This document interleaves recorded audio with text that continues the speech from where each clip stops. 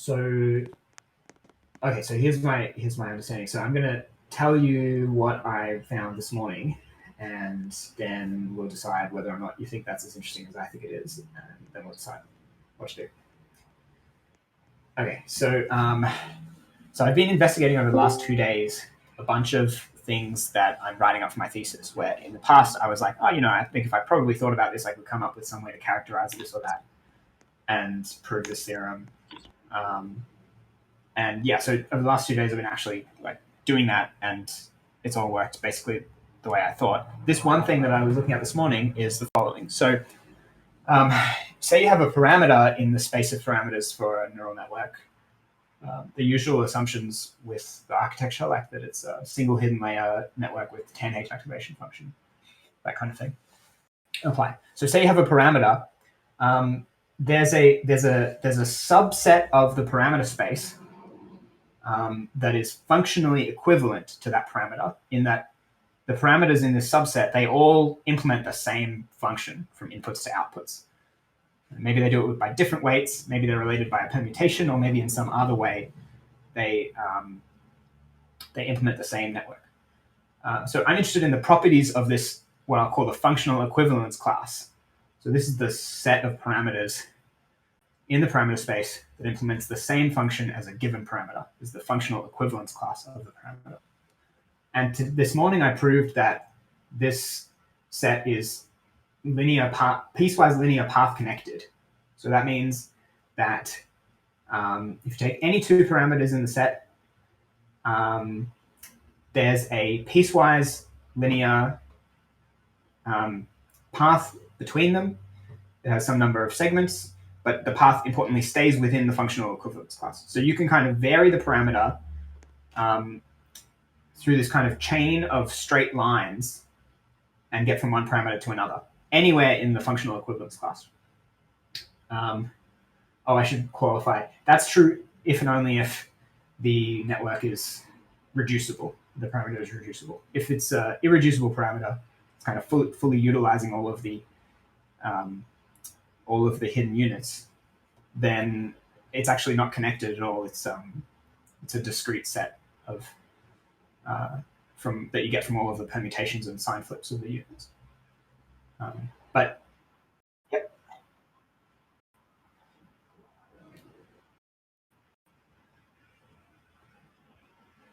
Yeah. So that's right. So the permutations all kind of are out there. So your parameter, you can do all the permutations. That gives you points in the functional equivalence class. But there are many other points in the functional equivalence class, and you can use these to get from one of those permutations to the other. That's one thing that I sort of thought about.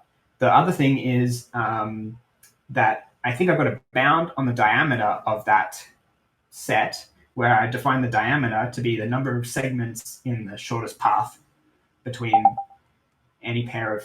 No, sorry. I define the length of a path to be the number of segments. The shortest path is then the sort of least number of linear segments you need to get from one parameter to another.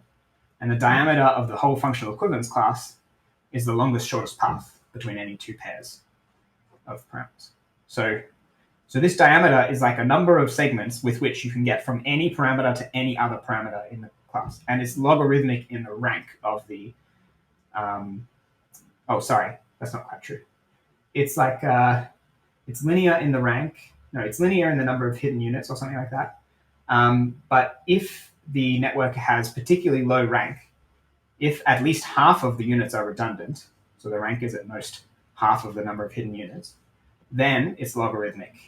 The diameter is logarithmic in the rank. So this is what I found, and I could show you the details if you're interested.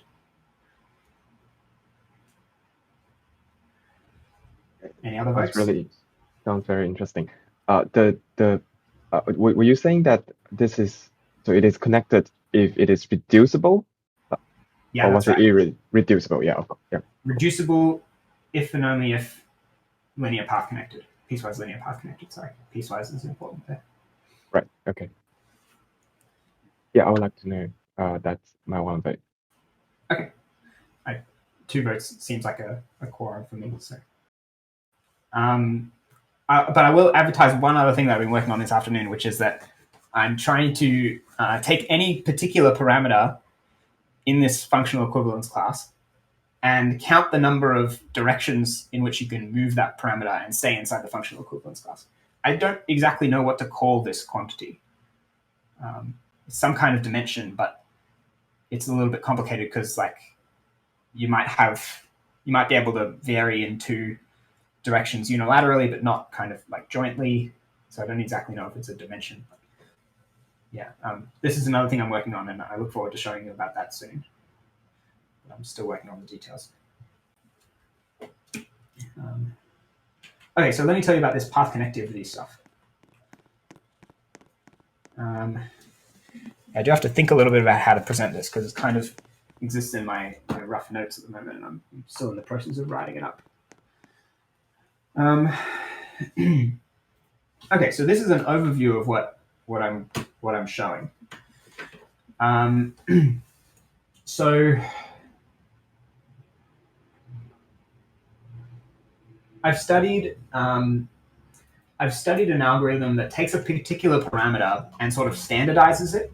What it does is it kind of removes all of the redundancy in the parameter until you get down to an irreducible parameter in a lower dimensional parameter space. And so, okay, let me say it like this. If you've got W and W prime, and they're functionally equivalent,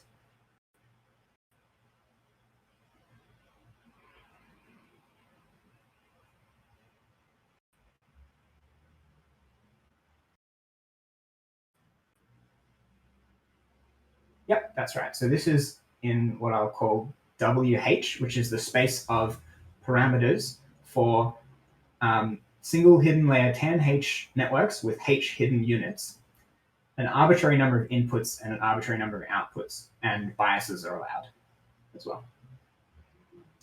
So it's pretty general setting, but for the one hidden layer case.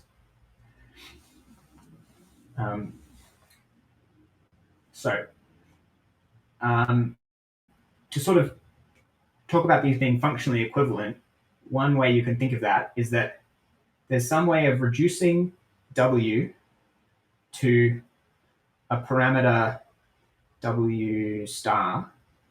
No, that's bad. So I need prime star on the other side. W tilde, let's say. This is the reduced form of W, and it's in a smaller space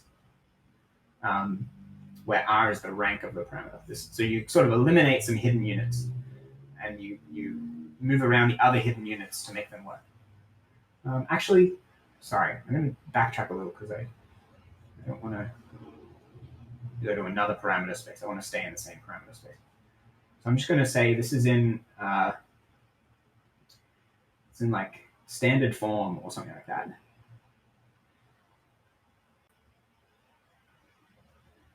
Where there's R units that together are irreducible,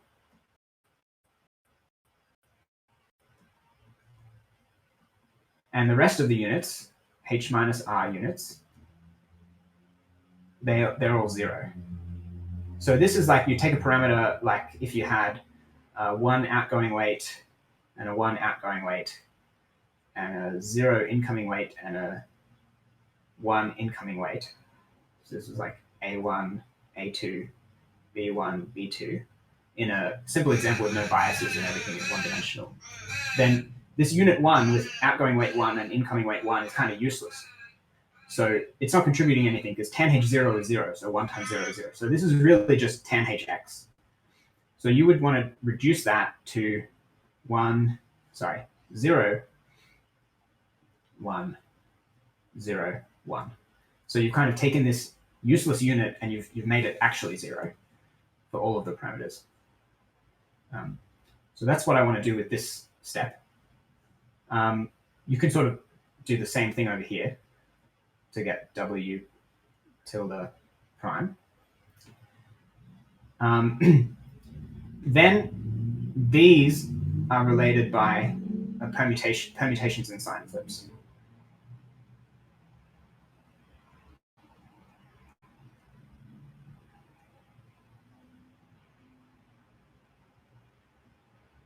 the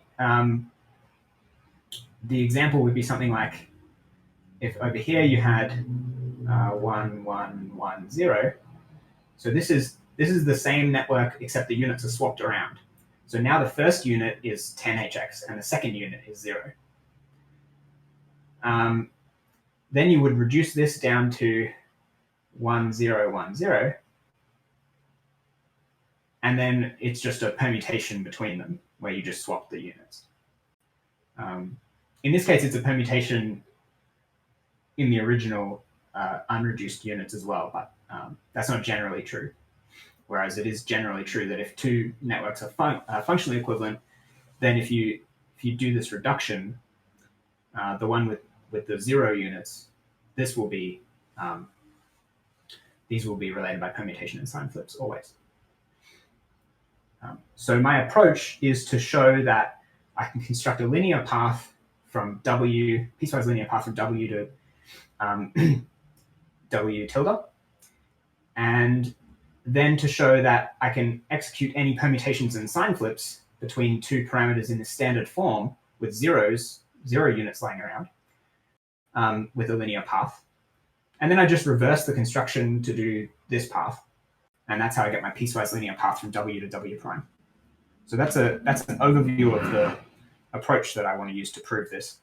And when it comes to counting the diameter, then what I want to do is kind of like pay attention to the length of these paths and how many, if I assume there are a certain number of 0 units lying around, how can I use those to make an efficient construction of a path that uses logarithmic in the number of units, the number of non-zero units, or something like that.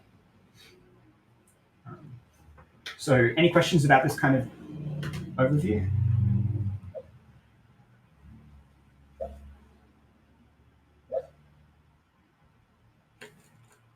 Okay, let's talk about some details. So first thing I want to show you is how to get to this sort of this standard form or this reduced form. So to do that, what I want to do is talk about an algorithm for getting from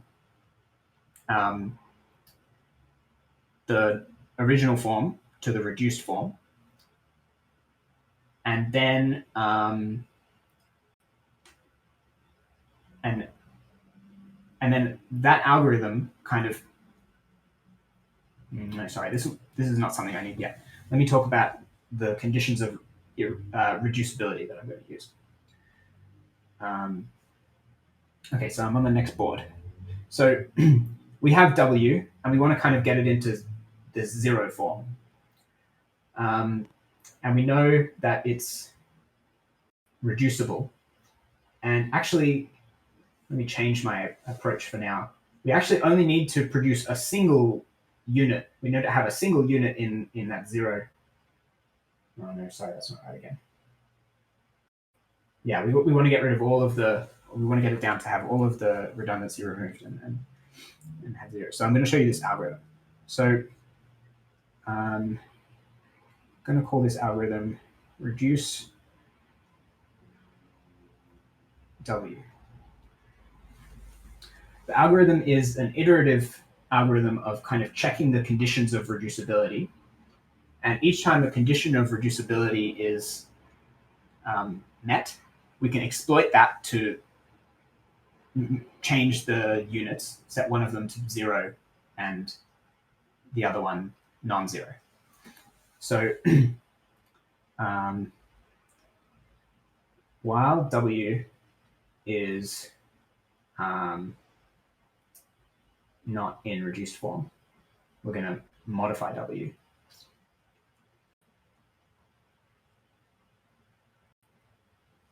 It must be that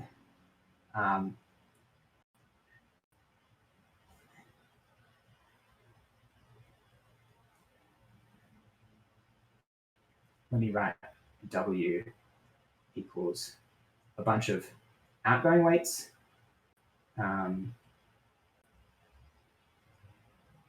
probably for today, it's enough to consider just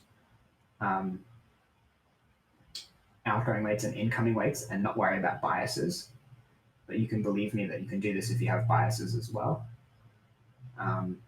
Or I can start with this and then do it with biases again. Is that okay with everyone?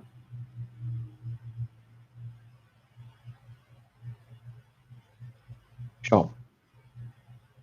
Just gets a bit more complicated with biases. And by the same token, we might as well assume that the number of input nodes is 1 and the number of output nodes is 1. And what that means is that these AIs and BIs, they're all real numbers. Whereas if you had multiple input units, then that would mean that the BIs were vectors and so on.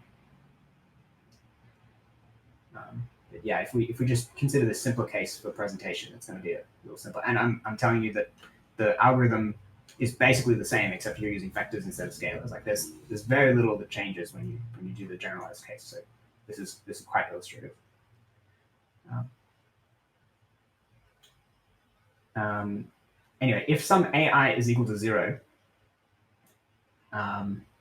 and that corresponding BI is not equal to 0, then you have a case like before where you have this unit is contributing to the overall function 0 times tanh bx, or bix. Well, this is just 0, so we might as well just set that BI to 0.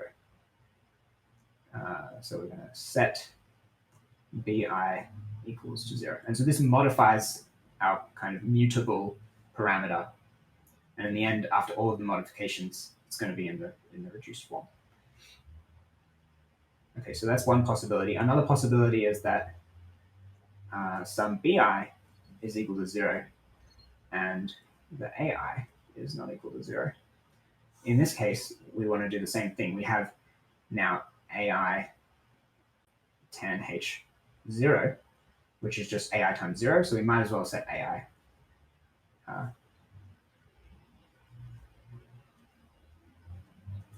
set AI to 0.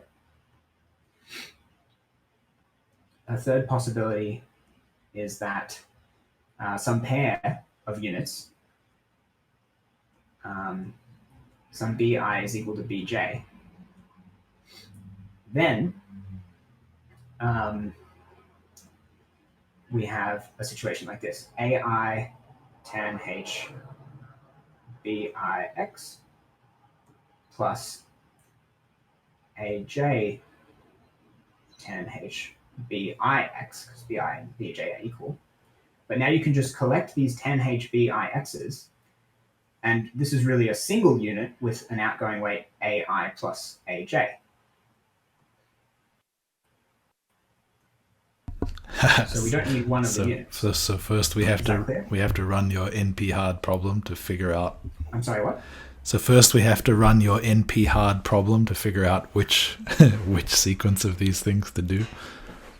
No, this is actually a case where so this algorithm is going to be polynomial because you don't need the closest one. I get it, but yeah, that's right. They have to be exactly equal. So there's only one way to cluster them.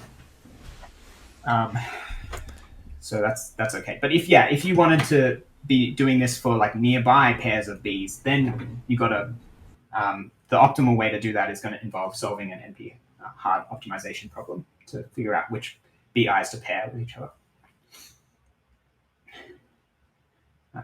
Anyway, the response to this is to set AI equal to AI plus AJ, BI equal to, well, you leave BI, but you set BJ equal to 0, and you set AJ equal to 0.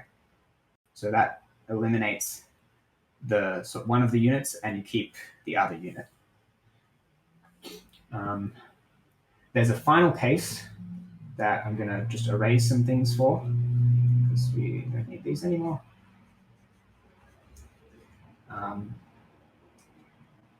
The final case is case IV.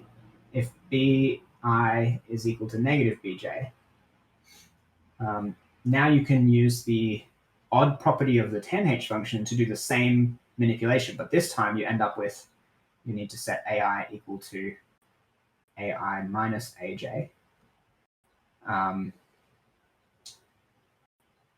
yeah, let me show an example. So we've got AI tanh BIX plus AJ tanh minus BIX. So if we take this minus out the front because tanh is odd, now we have case 3 again. We can group AI and minus AJ and then onto this first unit, and then we can eliminate this unit. So that's what we do, and then eliminate that unit. BJ equals, this is set AI, set BJ equal to AJ equal to 0. I'll briefly mention that this is the algorithm. At the end, you then return, once you exit this while loop,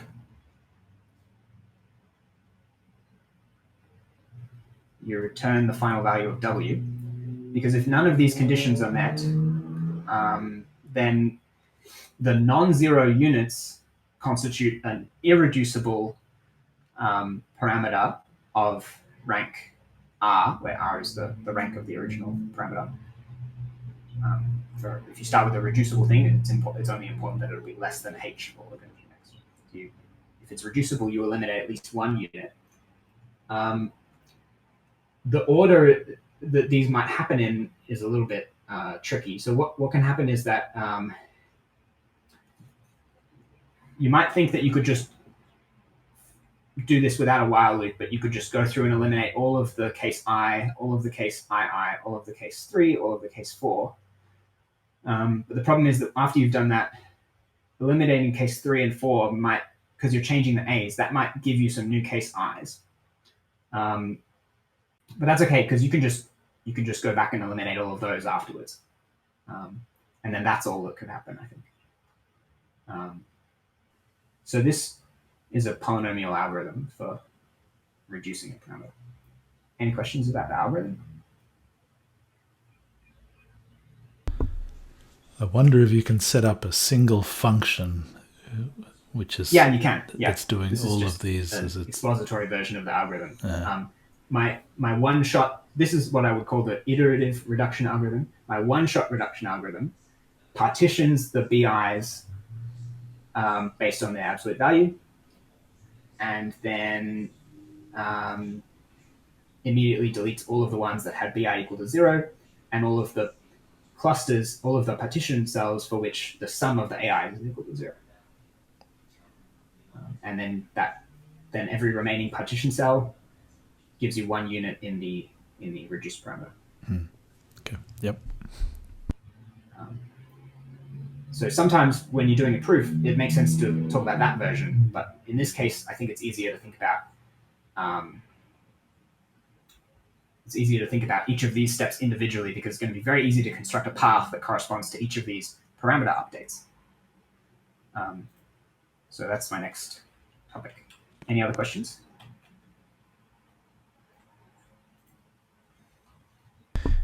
Yeah, I guess I'll ask the same question again, slightly differently. What I meant actually was, can you...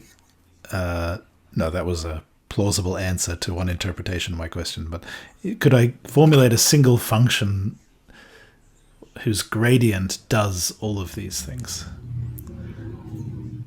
So, I mean, you could for example... Sorry, Dan, I'm having a little trouble hearing you. Is anyone else?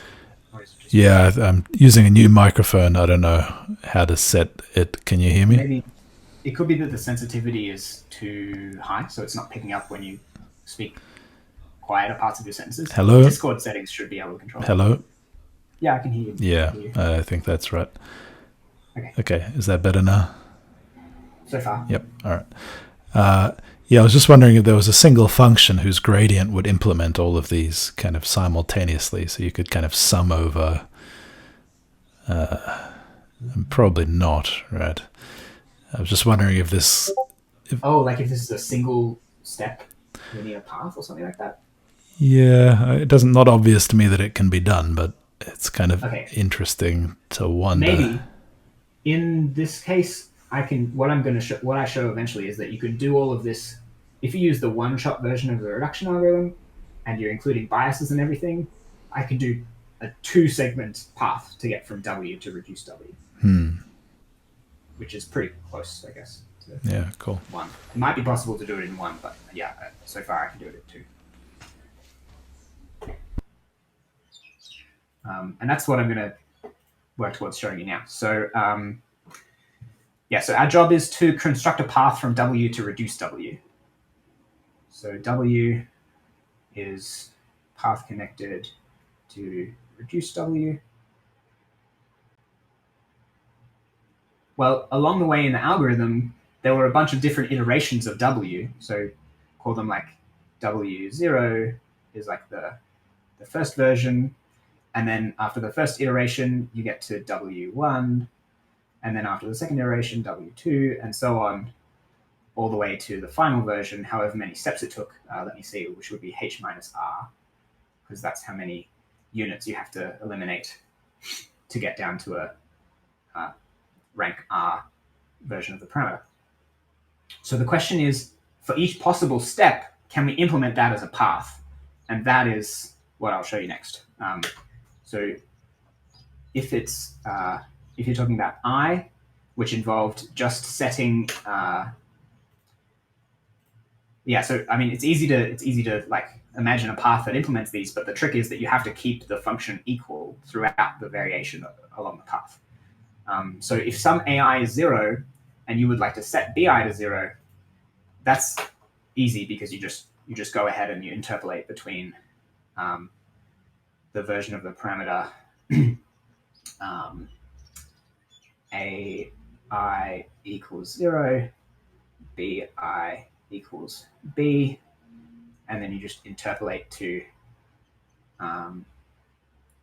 AI equals 0, BI equals 0.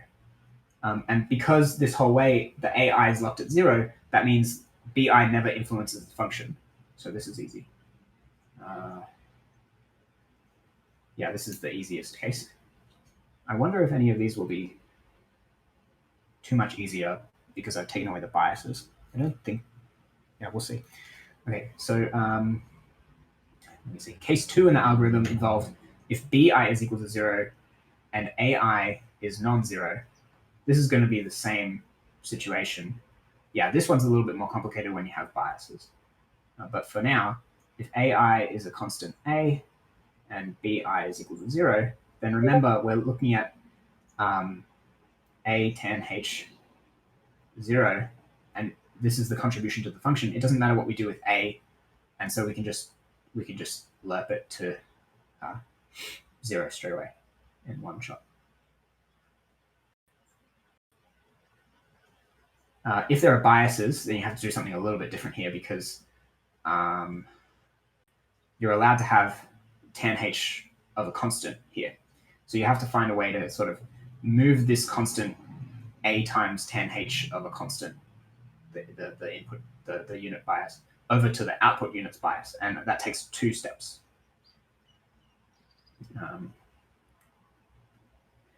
Okay, so let me see if we can do 3. And maybe it will be no more interesting. If this is no more interesting, I'll show you the biased version of 2. Okay, so for 3, we need to get AI. Yeah, this is going to take 2 steps, but it's still pretty simple. We're going to need to set AI to be AI plus AJ, and then we need to set the BJ and the AJ to 0. So in this case, we start with a parameter AI equals A1 or something like that. BI equals B. A2 equals, that's not right, AJ equals A2. And BJ equals B. So I'm, in case it's not clear, I'm using some kind of like, some kind of notation that indexes into the parameter and gets individual named components of the parameter. And so I'm naming the component AI, but then A1 is a scalar that represents the value of AI. maybe it's not very clear. I'm sorry about that, but hopefully you can follow. No. Sorry, can you say no? it again? All right, let me start again. So we need to get from W before this transformation to W after the transformation. And we know what those things have to look like. But I don't want to write out all of the components of the parameter because it's got a lot of components that are related to other units. So, okay, maybe let me try this notation. We have... Can't you just say which coordinate changes and then just say linearly interpolate? Yeah, that's right. But this is writing out which coordinates change is what I'm trying to do. I'm trying to say, if you have some parameter W such that the AI is equal to a value alpha, where this is a name and this is its value.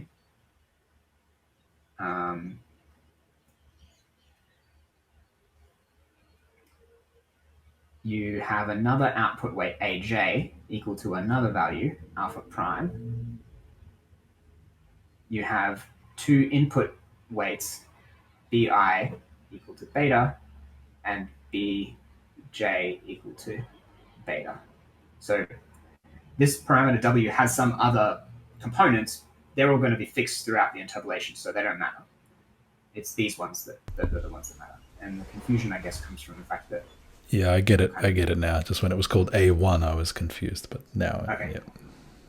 Cool. Greek letters to the rescue. Okay, so this is the situation. What we want to do is two steps. We want to go to a version that has AI equal to alpha plus alpha prime and AJ equals to 0. And we keep the BIs equal to beta and BJ equal to beta. This preserves what I need to show you. Okay, you can interpolate between these two parameters. What I need to show you is that every point along that path has the same function. That's true because this just corresponds to kind of shifting the weight from one unit, from the J unit over to the A unit. So I actually don't know how to write this mathematically in like a... Oh yeah, I can try. Let me do it like this. We're going to have tanh beta multiplied by AI plus AJ. That's what we have at all points throughout this interpolation. But the interpolation for AI has, it starts at alpha and it ends up at alpha plus alpha prime. So that's 1 minus the interpolation parameter times alpha plus the interpolation parameter times alpha plus alpha prime.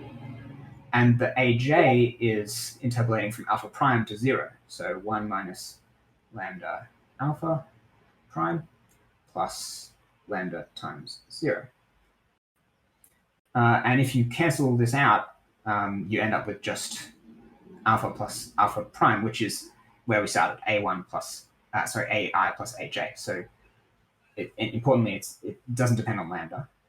It's just the constant weight that we started with.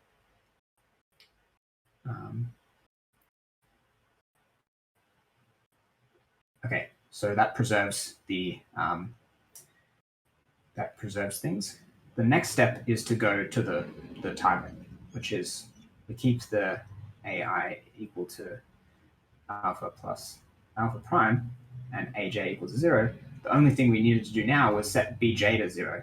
So we just go ahead and do that because now AJ is 0, so we can do the same thing as we did here in step 1, where we just set the B value to 0. BI equals beta, BJ equals 0. And that is the two-step path between the start of that component and the end of it, the end of that step of the algorithm. Oh, and I don't know if I need to bother with IV, which is very similar, but you just insert minus signs in the right place. Any questions about these parts?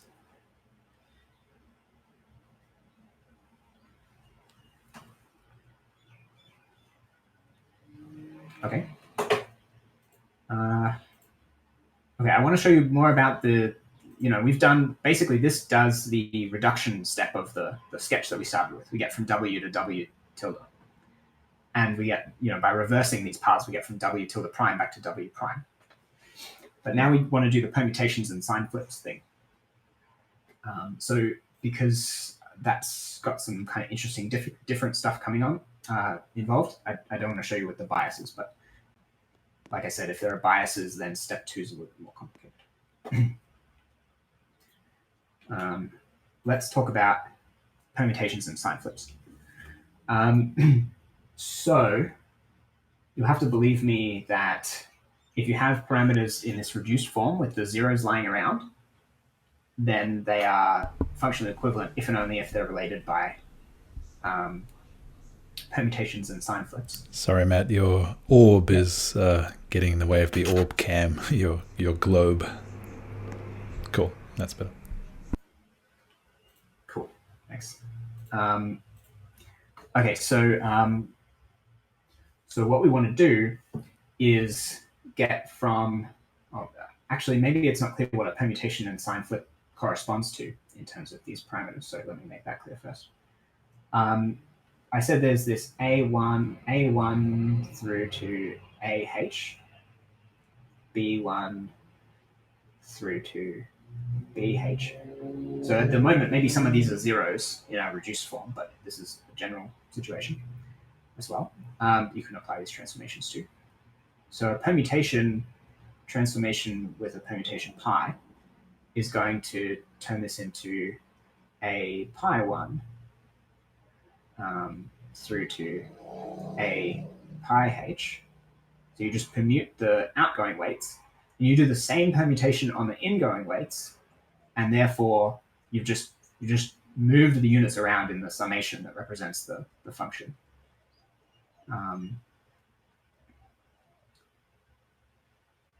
So this preserves functional equivalence. It's also possible to do a sign flip where you take a vector of this is a function from 1 to h to -1, 1 to the or it's a vector that corresponds to -1 to 1 to the power of h. This represents for each unit whether or not to flip the sign of that unit. A sign flip corresponds to taking a unit AI, BI to -AI, -BI. And we talked about before how tanh is an odd function. So if you do this, then you don't change AI, tanh, BI, X. Because the minuses cancel.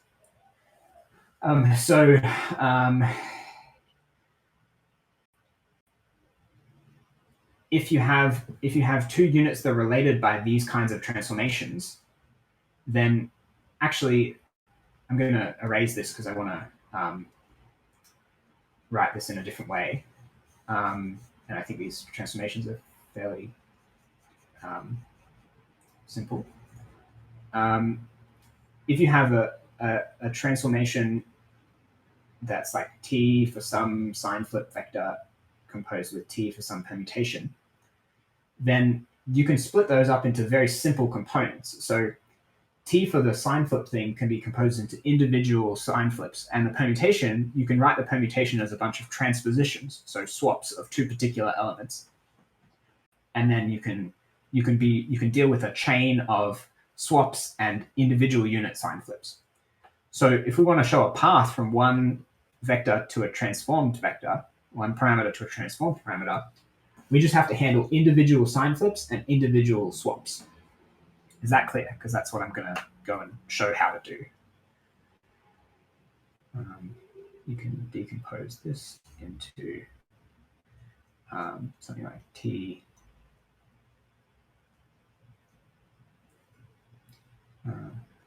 1, 2, ... a bunch of sign flips, maybe k of them, composed with a bunch of transpositions, tau 1, maybe this is tau 1, 2, and then, which is, so that's swap unit 1 and unit 2, and then a bunch more transpositions. Maybe, I don't know.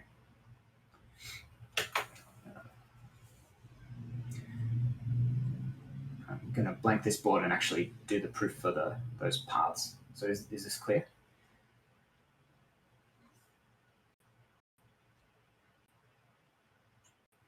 Okay. So given a sign flip for unit I, remember by assumption we started with a reducible parameter. So in this reduced form, we have at least one 0 unit lying around, and we're going to use that unit to execute this sign flip.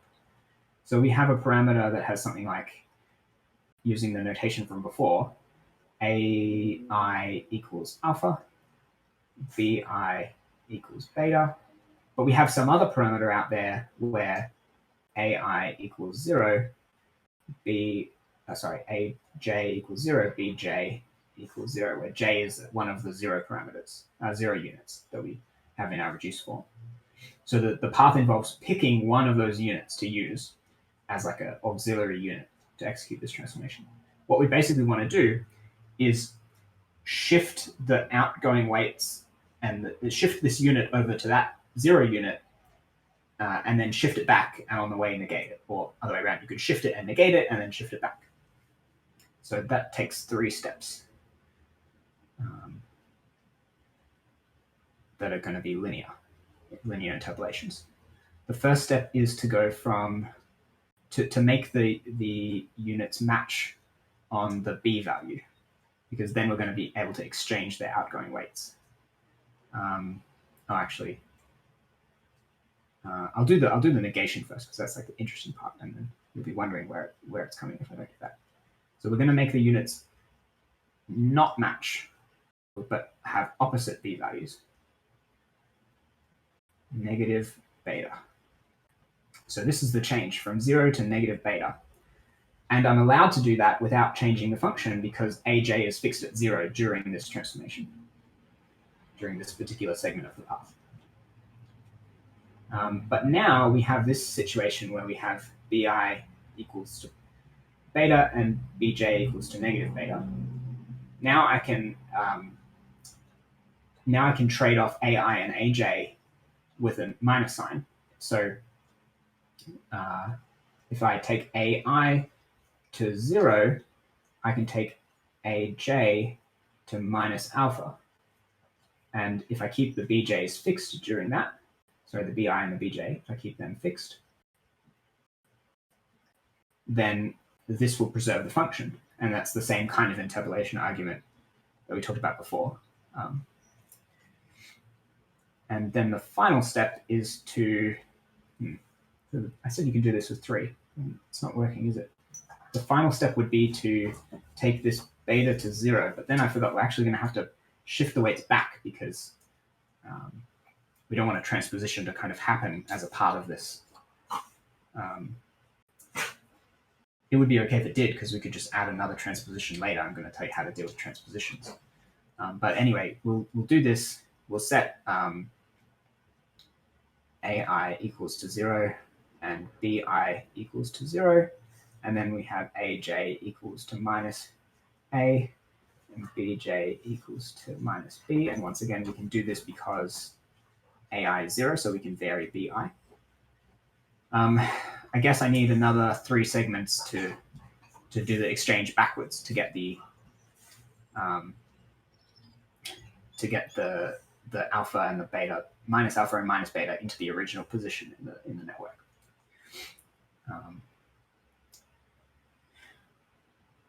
So I've run out of space on the board, but hopefully you can see you just kind of reverse this process, but without the minus sign, and you get that. with the minus sign.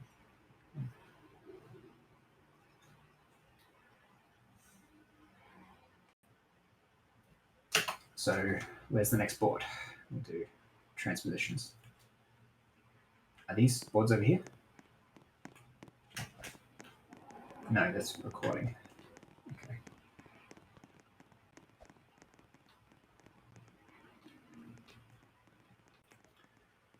In order to do the transposition, I'm going to define a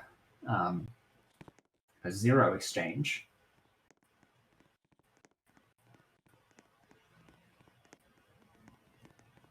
The zero exchange takes, this is what we need to finish the sign flip as well. The zero exchange takes an AI equals alpha, BI equals beta, AJ equals 0, BJ equals 0. And using the kind of three steps that we used before, it ends up with AI equals 0, BI equals 0, and AJ equals alpha, BJ equals beta. So these three steps involves first changing this BJ while keeping AJ fixed, change it to beta, and then trading off the A's, and then once this A is 0, moving this beta to 0. So this exchange is like a useful 3-segment operation that I can use to describe. You can describe the sign flip as 2 of these, except one of them is like a negated 0 exchange that introduces a minus sign. For a permutation, for a transposition, the situation is we have 3 units. We have 2 units that are interesting because they have alpha and beta. AJ equals alpha prime, BJ equals beta prime, but we still need a third unit now that's our 0 unit. AK equals 0 and BK equals 0. I'm going to use a 0 exchange to move the unit I components into the 0 unit, and then I'm going to use another 0 exchange to move the alpha prime and beta prime into unit I, and then I'm going to use a third 0 exchange to move the original alpha and beta into unit J. So this is going to involve 3 0 exchanges. So I'll just write that out, what I said.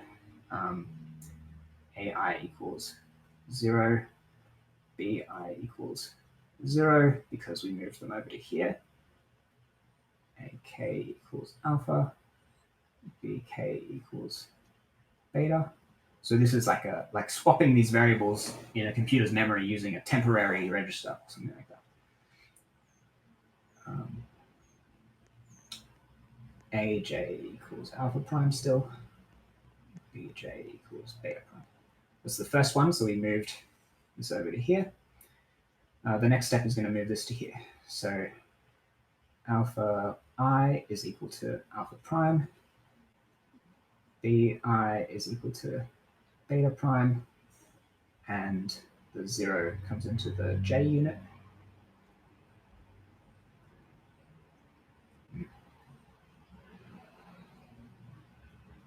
And the K unit is still with the alpha and the beta. And the final step is to move that from the K unit back to the J unit.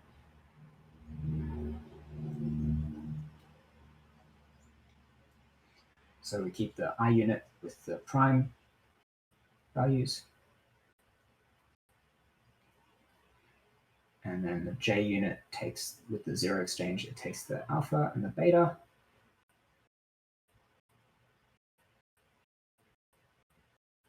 Sorry, I guess I got a little lost at the edge of the board there. And now the K unit is back to 0. And that's it. So that's transpositions. We already showed how we can do sign flips. We already showed how we can do reduction, and you can just reverse that to do the kind of unreduction. And that gives you a path if you connect all of those segments together. In fact, when you connect some of the segments, you can like compress them because they're collinear, and that's the case here actually. Or actually, if they're not collinear, you can like cut a corner. So for example, it turns out that you can go straight from this parameter to this parameter. And if you're worried about economizing on segments, then you might want to do this. But I'm just showing you the path connectivity rather than the diameter now. So this gives you the path connectivity. And that's all.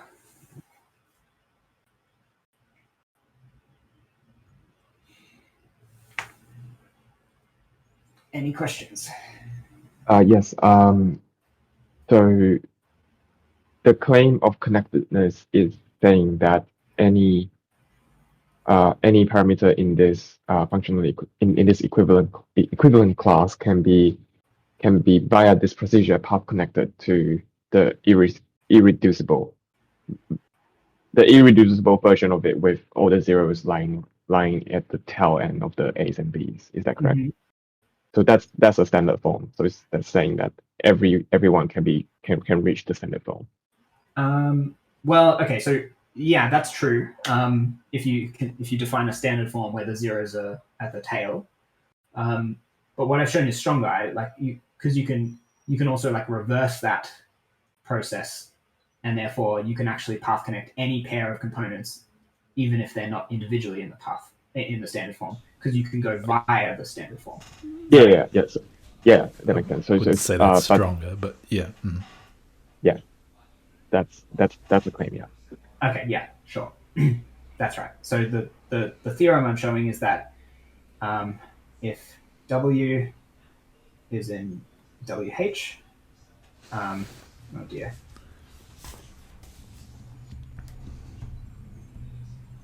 And W is reducible, so its rank is less than H, even if it's a single amount, then,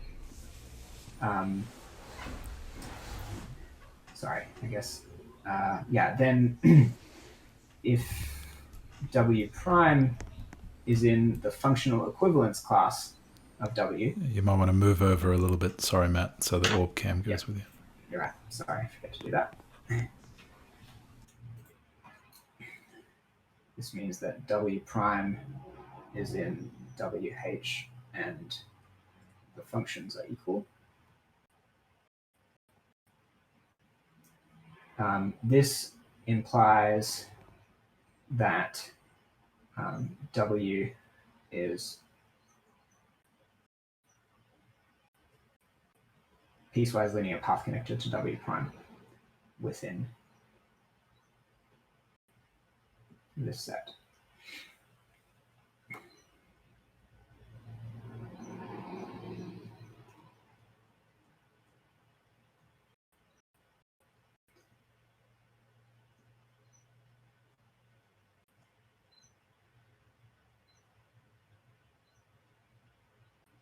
Something like that.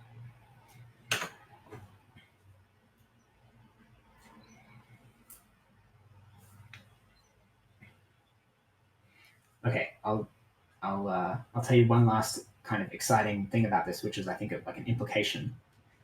Okay, so not of this. The length of the path in this construction can be compressed a little bit in the following way. With the reduction step, we're using one or two linear segments per iteration, but actually you can get away with 2 total for the whole reduction because most of them are independent or can be kind of combined to happen all at once. Independent in the sense they work on different parameters, so you can actually do the interpolations at the same time using a single segment. So you can do the reduction step in 2. Let me move the camera over again. Oh, it's already over. You can do the reduction step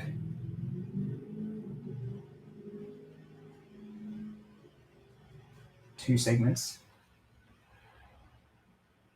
and then let's say you're in a nearby. You're like not very many permutations and sign flips away. Small number permutations and sign flips.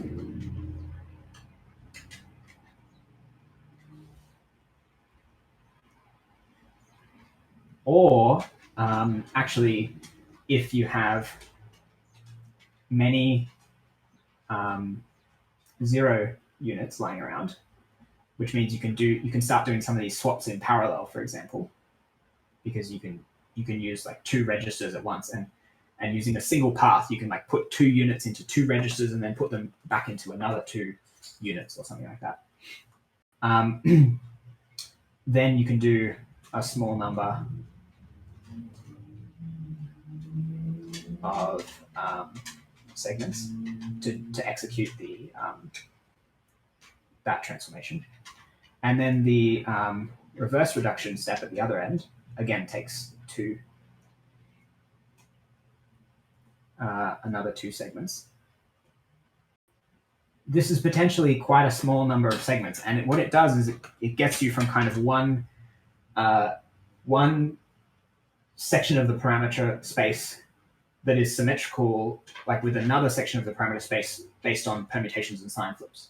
The parameter space is like sliced up into regions where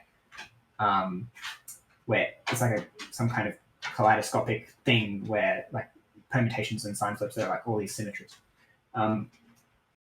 If you add on to the side of this that you have a low parametric approximate rank, which we discussed last week, parameter, then in a single segment, you can take that to the nearby low rank parameter. So that's what defines low parametric approximate rank, is there's a nearby low rank parameter. And this doesn't stay inside an equivalence class. You change the function by doing this, but the loss is bounded. The increase in the loss is bounded because these parameters are so similar that the functions must be so similar that the loss can't be too different for them. And then if you invert that on the other side, so you undo that transformation on the other side, then you get to like a low parametric approximate rank that corresponds to the permutations and sign flips applied to your original parameter with another +1 segment. So overall, this is like a path from one of these regions of the parameter space up to symmetry to another, the corresponding parameter in that other space. This is a bounded loss path from one to the other. And people in deep learning, they find these bounded loss paths with a small number of linear segments. Okay, smaller than this. They have maybe like 2 segments or something in what people have found empirically. But this could be sort of moving towards an understanding of those that phenomenon in deep learning, whereby you can find bounded loss paths between solutions. If those solutions have low parametric approximate rank, then this kind of analysis could be one way of kind of finding those paths. So I guess I'll leave it with that. Just to be clear, so the algorithm you've outlined does not probably move a low parametric approximate rank parameter towards the sort of... What's the advantage of going to the nearby lowest rank thing? It means that somehow moving through that part might be faster? Yeah, that's a good question. Because you really just need you've got more zeros, right? So you can perform more of these optimizations. And you can get to further away, like you can get to further away regions or something like that, like where the distance of a region is like the number of permutation, or the number of transpositions and sign flips involved in getting there. Yeah, it's a very interesting picture. In particular, I mean, we know that the zero set of a function like this, we have some idea what it looks like from, in particular, Spencer's thesis and Watanabe and Coe's work before that. We know that it's sort of made up of a bunch of hyperplanes that are intersecting in some interesting way. But one thing I read you as saying is that you can take a similar point of view of any level set. Yes, yeah. So that's another word for these functional equivalence classes, right? Is level set, although because it's at least if you consider the space of functions to have levels. Or at least the level sets are unions of these functional equivalence classes. The level sets of the loss you're talking about? Yes, that's right. How many like different functions have the same loss depends on the loss function and the data. And actually, that's something that I would be interested in pursuing in the future. Is like, so yeah, I'm characterizing these functional equivalence classes, but like you said, the level sets of the loss are unions of those. And in the overparameterized setting, maybe there are actually quite a lot of ways that you can change a function without changing the loss. But this is assuming like a realizable setting or something like that, where there's one true function and with zero loss, and its functional equivalence class becomes then the level set. So another question I have is, I don't remember seeing anything like this in the sort of classical tanh literature. Have you seen something like that? I mean, this seems to be, from the point of view of the modern deep learning literature, right? These low, like bounded loss paths and so on is a topic that people have studied a fair bit. But this is what you've presented here is in part attractive because it's like an old school, you could have done this 20 years ago kind of thing, which is, mathematicians love that kind of shit, right? When you find something that could have been done ages ago, makes you look smart, right? Because it's not... All of these people... Yeah, that's right.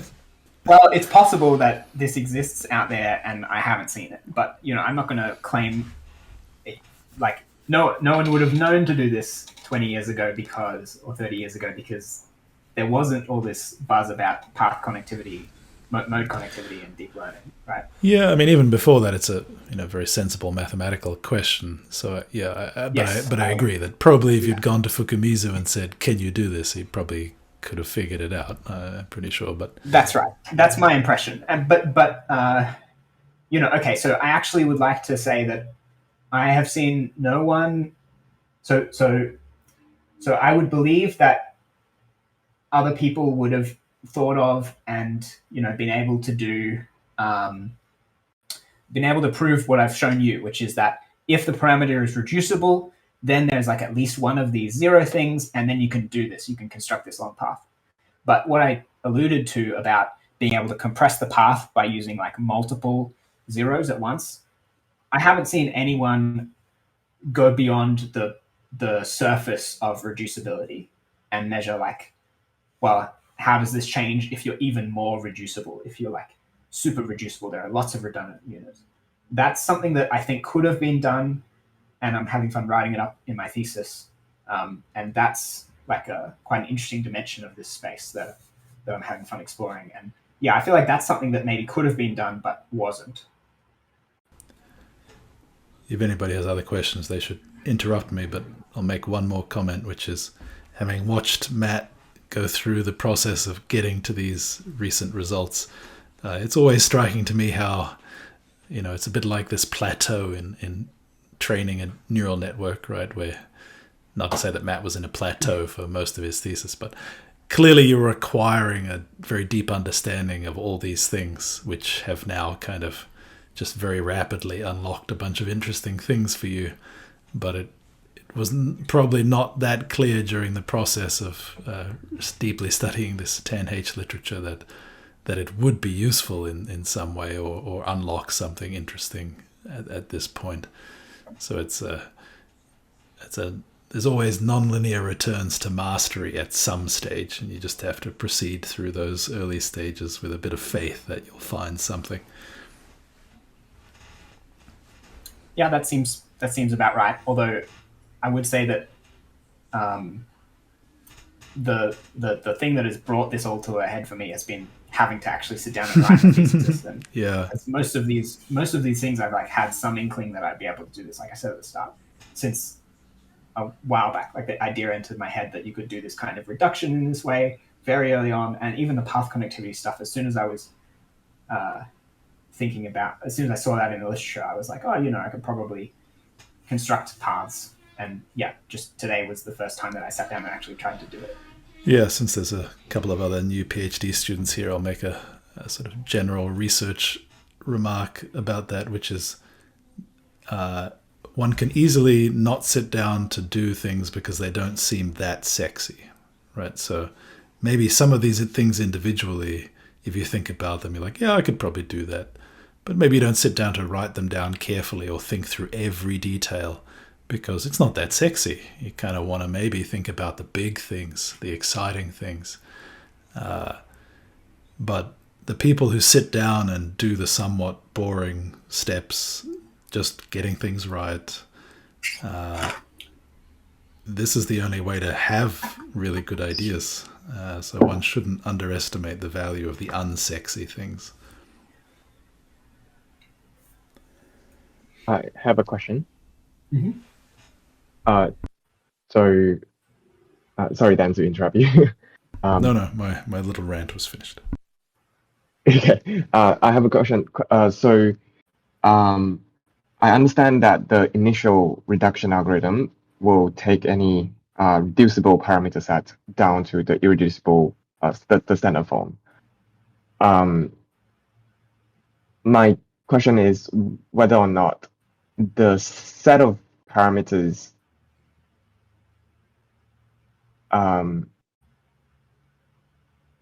it is unclear to me that whether or not the set of parameters that are irreducible themselves is connected. Does your proof handle that? Good question. That's so the what you might call the set of irreducible parameters, or the irreducible region of the parameter space, the space of all. Let me write this on a board. I actually have a notation for this in my thesis, which is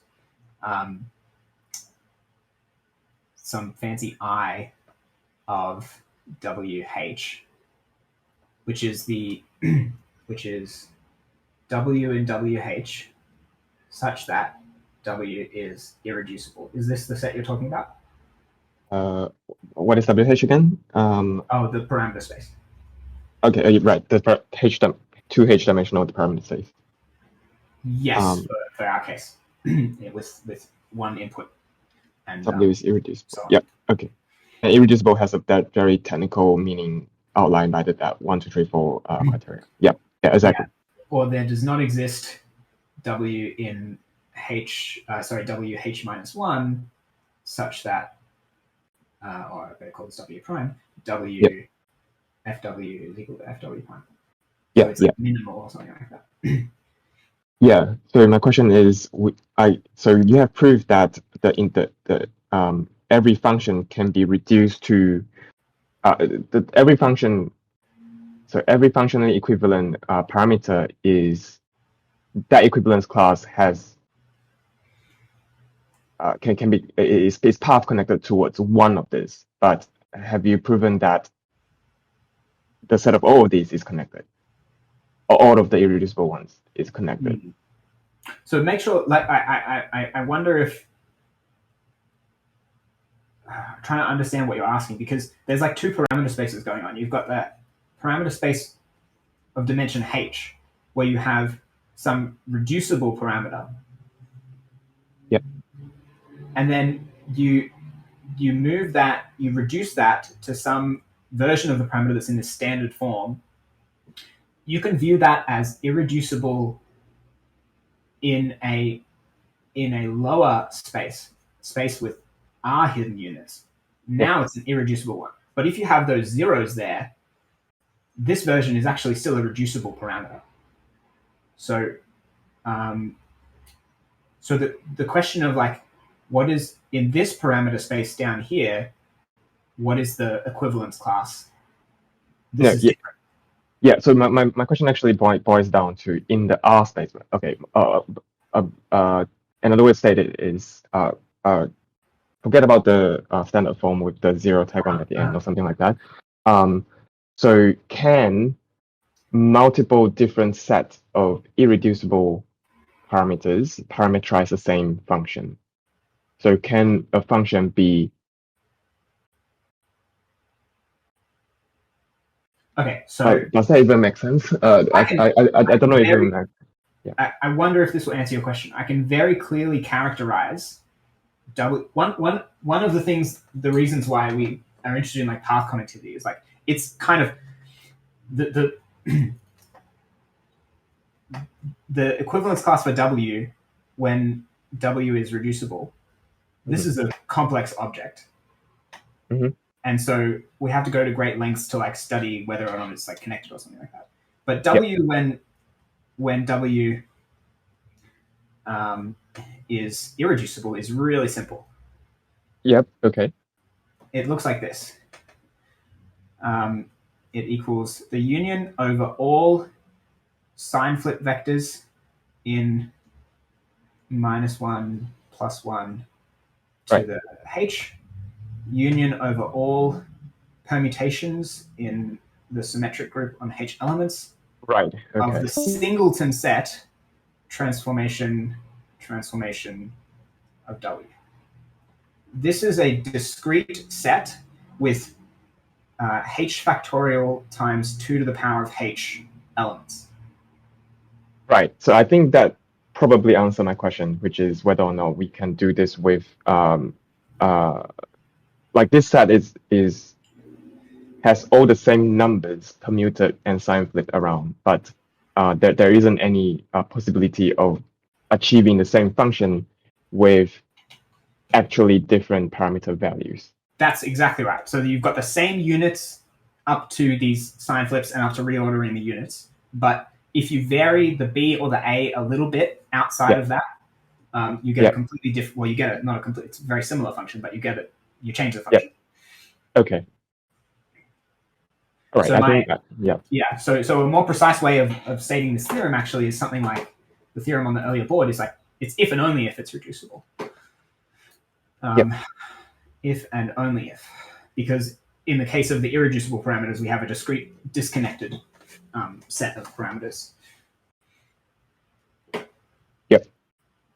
So we should really say something like there is a standard form. So the standard form, which is have all the irreducible parts in the early coordinates and zero at the tail end, and something like you can order the coordinates in ascending order or something like that. That's for the non-zero ones.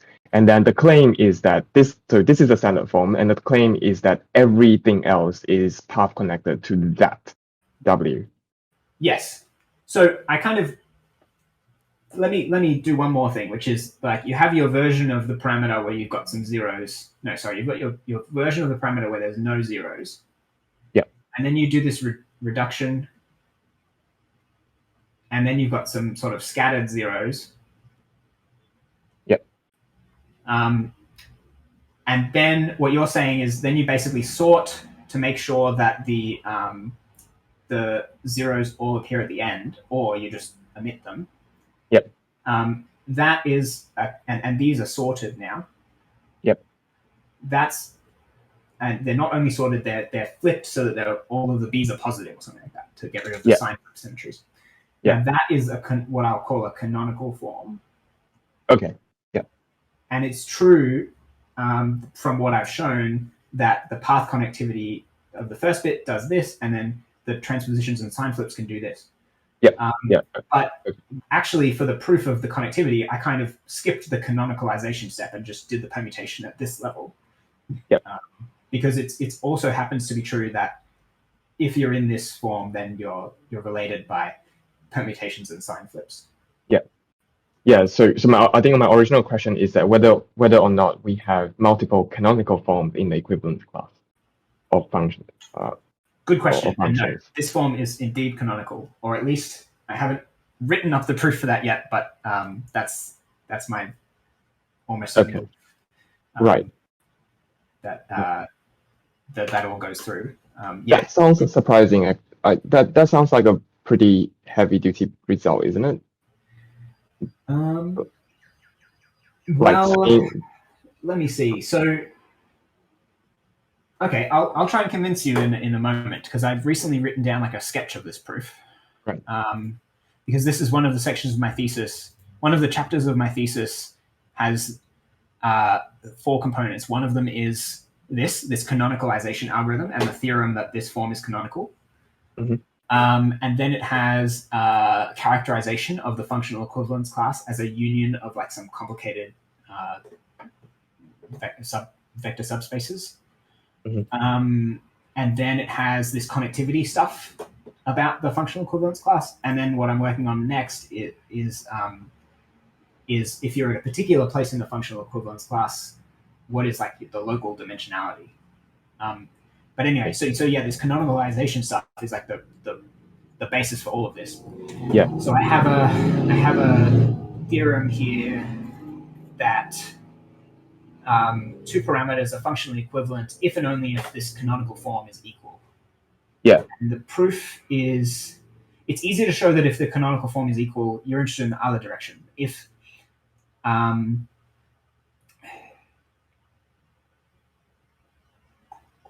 okay, I think it follows from a version of the reduction algorithm that just deletes these 0 units, and then you're working in the lower space.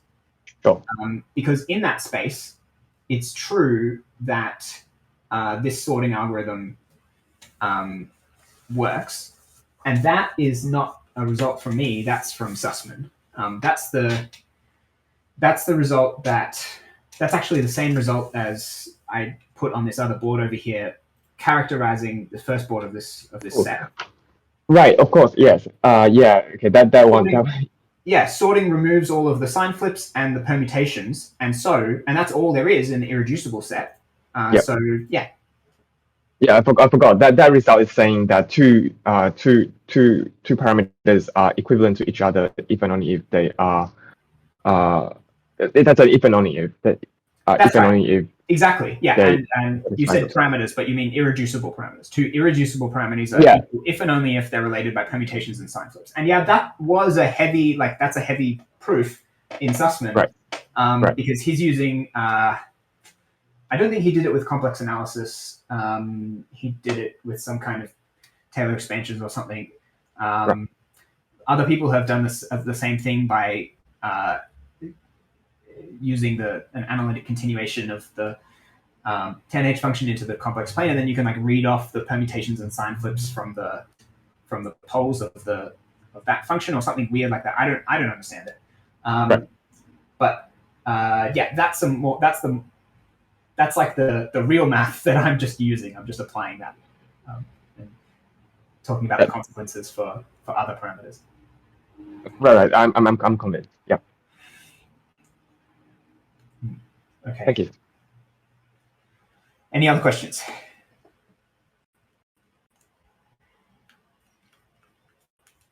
Just a comment. This should be. Oh no. I guess the generalization of this that I'm quite interested in is how does it work in the with bias case. Okay. If you want to hang around now, I can just show you that quickly. Are you free now? Well, but we should let people. Yeah. Yeah. Okay. Maybe if there's anyone else who like urgently needs to go and has a question. Otherwise, if you want, hang around and we can talk about biases.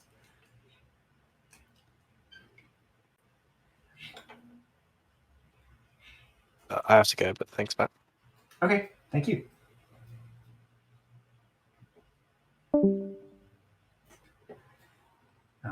Anyone else?